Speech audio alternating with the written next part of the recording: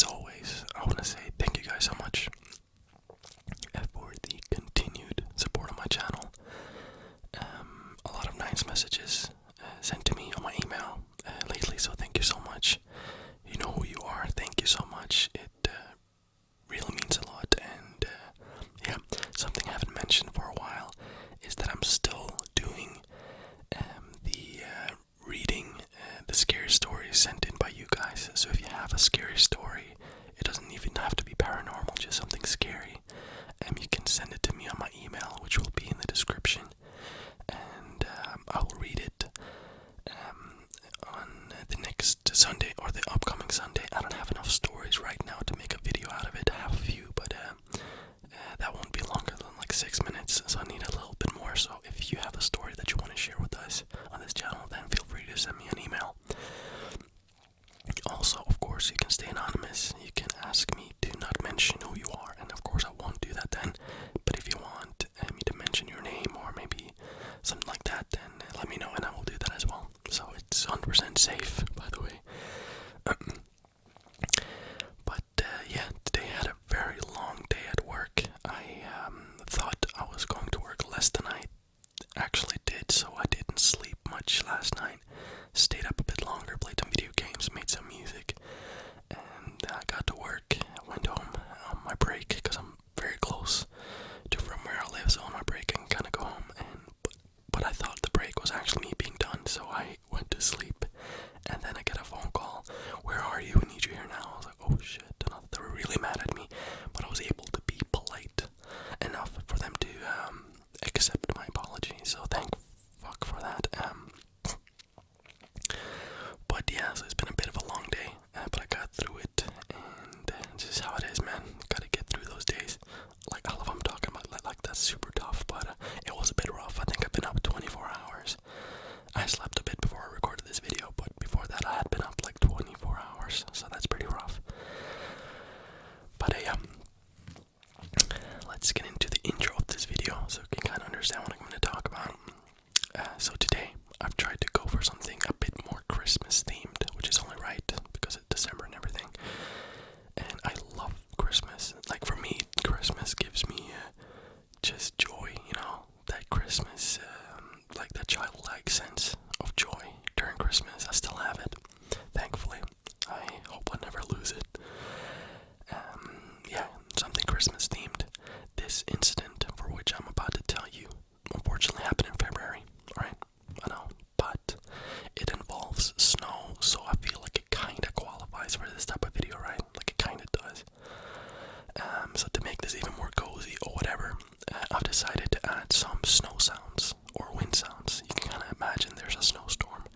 I'm not gonna have that playing through the entire video, just a few parts where I feel like it makes sense, because I know a lot, just like the clean whisper sounds without any background audio. But I'll have a little bit parts here and there. It's gonna be very low, so don't worry. Yeah, this case is definitely a very fascinating one, and by the event being rightfully named the Devil's Footprints, it definitely makes sense as to why it's still so mysterious even today. I think I might have touched on this story before on this channel. Like, I made so many videos now, I don't think I have. Maybe I mentioned it really quick in a video, but I never did an entire video on it. I'm pretty sure about that, and if I did, then I'm sorry. I don't think I did though. Yeah, so without any further ado, ladies and gentlemen, is that allowed to say these days? I saw like an article saying ladies and gentlemen is kind of discriminatory, which I'm not going to comment on that, what I think about that. So yeah, let's get right into it. In the early morning of 9th of February 1855, citizens of Estuary in East and South Devon in England, I nailed those names, boys and girls, woke up to what could only be described as something impossible. Across more than 30 different locations, there are identical reports of hoof-like footprints. Across towns, there were seemingly no explanation for. Measuring up to 4 inches in length and 3 inches across, with reports stating the total distance that these footprints covered exceeded well over 70 miles, which is mental. So it's easy to understand why this continues to fascinate people to this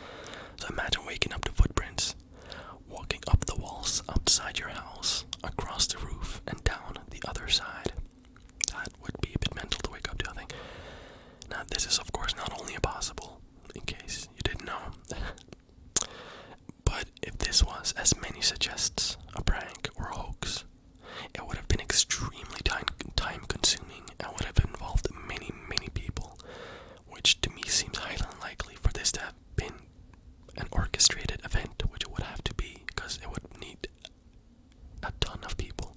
Not only would they have to place these footsteps or whatever, they then have to brush out their own footsteps next to it, which would have taken so long, because there was no marks. Like, imagine you go to bed, and right before you go to sleep, you see it's snowing outside, and you wake up, it's fresh snow, no one has been outside, and you just see these weird hoof-like footprints all over your town. And for someone to place those, then they'd have to brush out their own, because they'd have to walk on the side of it, I presume, unless you use a drone back in 1855 to kind of like, which, yeah, no. A newspaper not long after covered the strange event, saying, "It appears on Thursday night last, there was a very heavy snowfall in the neighborhood of Exeter and the south of Devon." I don't know how to say that name, so I'm sorry. On the following morning, the inhabitants of the above towns were surprised at discovering the footmarks of some strange and mysterious animal endowed with the power of ubiquity. What the hell? Bro, a power of something weird, guys. Okay, why is it always like so weird names? It always throws me for a loop. As the footprints were to be seen in all kinds of unaccountable places, on tops of houses and narrow walls, in gardens and courtyards, enclosed by high walls, and as well as in open fields. The superstitious go as far as to believe that they are the marks of Satan himself. That's a bit of a push, but I guess I can understand why they would think that by the look of those hooves.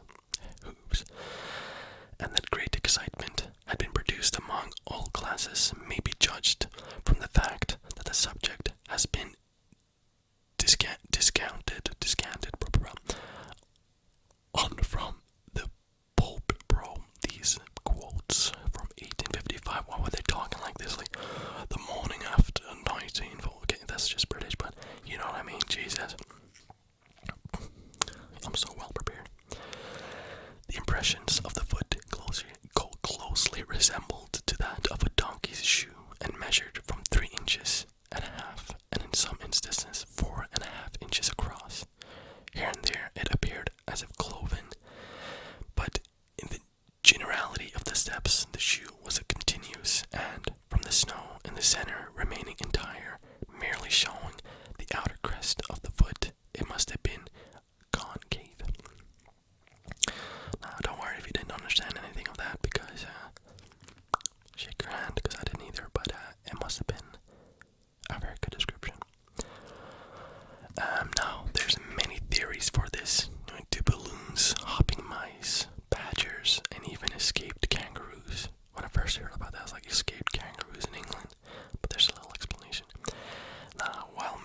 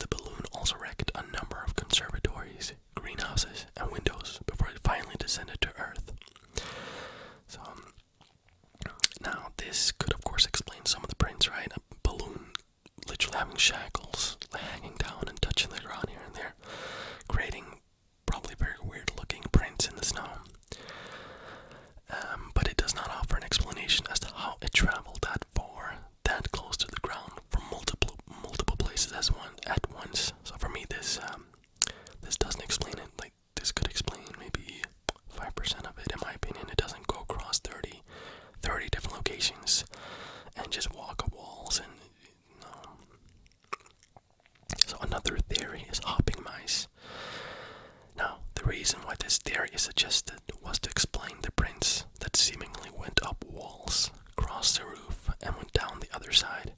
Now, to me, again, this doesn't cut it. And to believe this theory, one has to assume that no one had ever seen hopping mice prints before. These prints were clearly out of the ordinary, and to me it would almost be offensive towards the people who saw this to claim that they were mice, that were the culprits. It's like, I think, or would like to hope that people, would know the difference between quote-unquote devil-looking footprints and some mice. I would like to think that. Then you have the badger theory, which only exists because the footprints they leave behind are much larger than you would think. So a badger kind of small, but the prints they leave behind are actually kind of big. Sorry. And again, here you would have to assume all of these people had never seen a badger print ever in their life, and seemingly were unaware of any animal existing. To me, this has the same energy as if someone reports to see a UFO, and experts on the news debunks it by saying it was either a star or a helicopter. I hate that.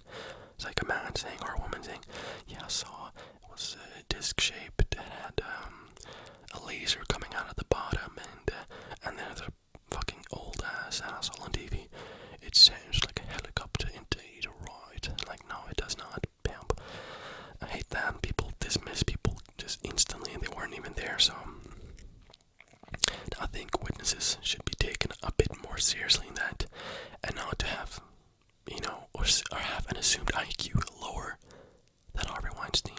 I said that, and I thought that was a great quote because I think he's one of the dumbest men that's ever walked this earth. Now, the final theory, which is, to me, hilarious, is that apparently around this time, 2 kangaroos had escaped a zoo, or not a zoo, but an enclosure of some sorts, and then jumped around for about 70 miles in one night across houses and rivers for over 30 different locations. Now, this was, of course, not difficult to debunk, just the sheer impossibility of that ever happening.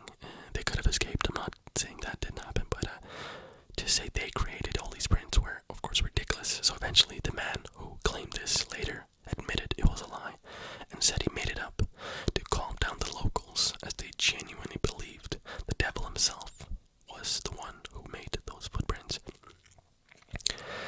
Now, some of the reports or reported prints can definitely be explained and attributed to mass hysteria. Let's say the original prints happened, and people found out about it. People talk, and eventually other people started seeing prints, and maybe they were explainable.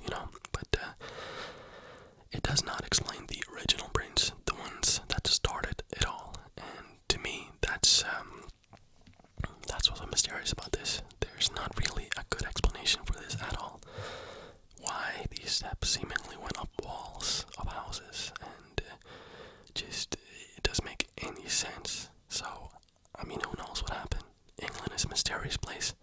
Has a lot of old folklore, and it's a very, very fascinating place. So maybe some people